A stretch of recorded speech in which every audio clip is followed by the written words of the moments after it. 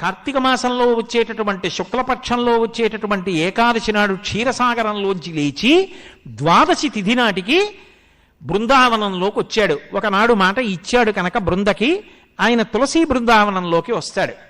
అందుకే ఆ రోజున ఆరాధన, విష్ణు సహస్రనామ స్తోత్ర పారాయణం, దీపాలు పెట్టడం అన్నీ కూడా క్షీరాబ్ది ద్వాదశి అని ఆ తులసి చెట్టు దగ్గర చేస్తారు.